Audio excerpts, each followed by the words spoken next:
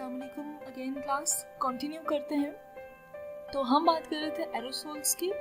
Aerosols में अब ये आपके पास एरोसोल्स की एक एग्जांपल है, ये एरोसोल्स ये हम कहेंगे। इसमें अब क्या होता है, यहाँ पे इनकी नोजल्स होती है, ये पुश बटन होता है। नीचे जो आपका पोर्शन है इसमें गैस प्रोपेलेंट होता है, गैसेस प्रेजेंट होती हैं, गैसेस का मिक्सचर होता है जो कि हाई प्रेशर में प्रेजेंट होता है। ठीक है, हाई प्रेशर का मतलब ये हुआ कि गैसेस में इतना प्रेशर अप्लाई किया होता है कि वो लिक्विड की फॉर्म में अंदर प्रेजेंट होता है। ठीक हो गया। और आउटसाइड द एयर, अब बाहर क्या है, लो प्रेशर है। आपको पता है कि बाहर लो प्रेशर है, जबकि अंदर गैसेस पे बहुत ज़्यादा प्रेशर अप्लाई करके उनको कंप्रेस करके लिक्विड फॉर्म में कन्वर्ट किया हुआ है। ठीक है, और अब होगा क्या, अब यहाँ पे जैसे ही आप ऊपर से पुश बटन से प्रेशर अप्लाई करेंगे, प्रेशर अप्लाई होते ही यहाँ का जाहिर है बाहर प्रेशर कम है। ठीक है, जैसे ही आप इस पर प्रेशर अप्लाई करेंगे तो अंदर से जो गैसेस हैं वो हाई प्रेशर से किस तरफ मूव करेंगी, लो प्रेशर की तरफ मूव करेंगी। ठीक है, अपवर्ड मूवमेंट होगी।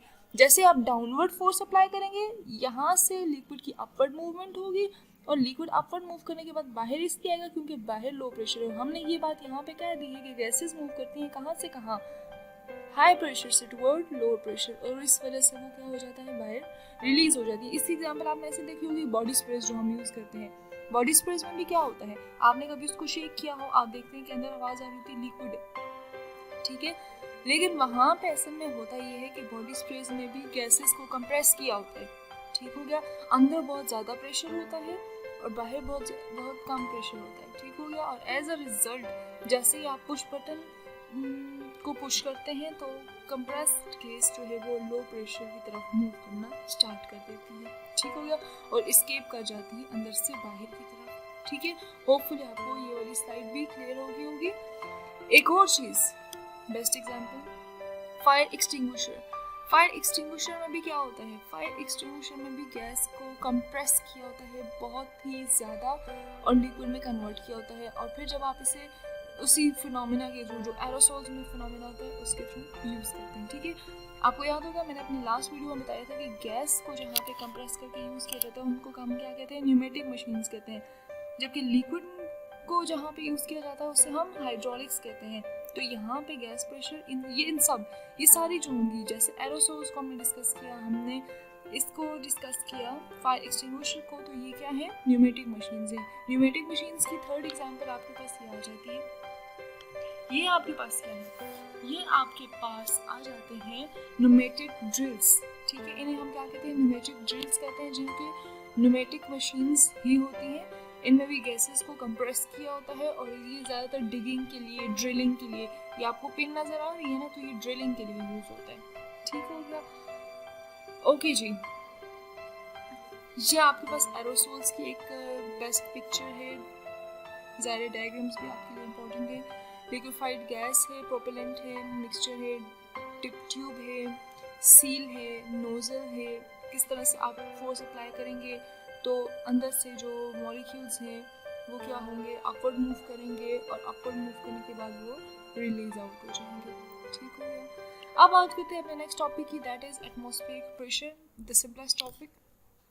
एटमॉस्फेरिक प्रेशर क्या होता है, जैसे लिक्विड गैसेस प्रेशर एक्सर्ट करती हैं, इसी तरह से एयर में भी क्या होते हैं, गैसेस प्रेजेंट होती हैं। तो गैसेस भी क्या करती हैं, प्रेशर एक्सर्ट करती हैं, जो एयर में गैसेस होती हैं। इसका मतलब ये हुआ कि एटमॉस्फेरिक प्रेशर भी होता है। ठीक है, और वो किसकी वजह से होता है, वो एयर में प्रेजेंट टाइनी पार्टिकल्स की वजह से होता है। ठीक है, एयर में जितने भी स्मॉल पार्टिकल्स प्रेजेंट होते हैं उनकी वजह से क्या होता है, एटमॉस्फेरिक प्रेशर प्रोड्यूस होता है।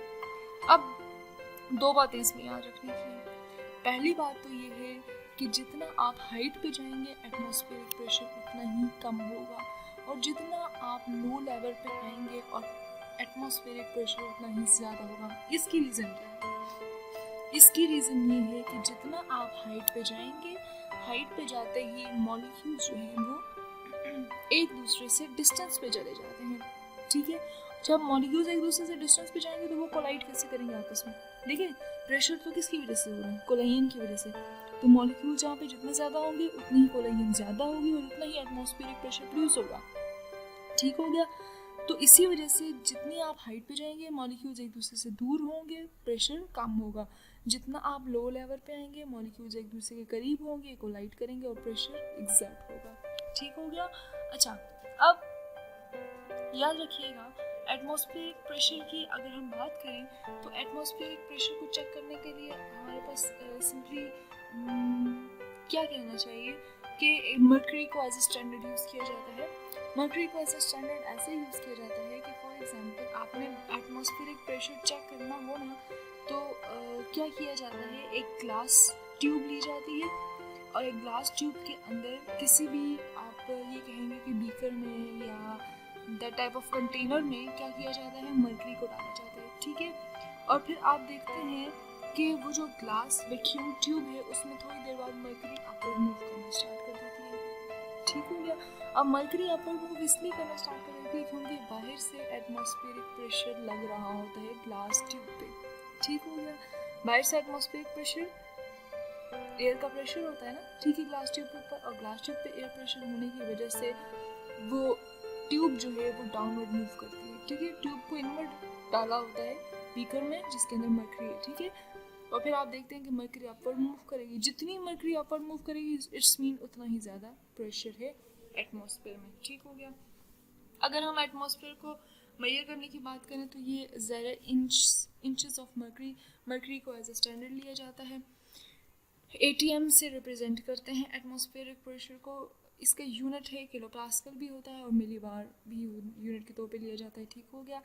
अच्छा, अब एक बात बताती चलूँ कि जो मिलीबार है यूजली एटमॉस्फेरिक प्रेशर को मिलीबार में मेजर किया जाता है और स्टैंडर्ड एटमॉस्फेरिक प्रेशर कितना है, 100 मिलीबार है। ठीक है, और एक और चीज़ आपकी इन्फॉर्मेशन के लिए है कि होल एटमॉस्फेयर पे जो प्रेशर एग्जर्ट हो रहा है, होल एटमॉस्फेयर जो अर्थ पे प्रेशर एग्जर्ट कर रही है, यानी कि पूरी दुनिया में जो एयर अर्थ पे प्रेशर एग्जर्ट कर रही है वो अबाउट 1 लाख पास्कल है। ठीक है, या हम ये कहेंगे कि 100,000 पास्कल प्रेशर जो है वो एग्जर्ट किया जाता है एयर मॉलिक्यूल की तरफ से अर्थ पे। ठीक हो गया।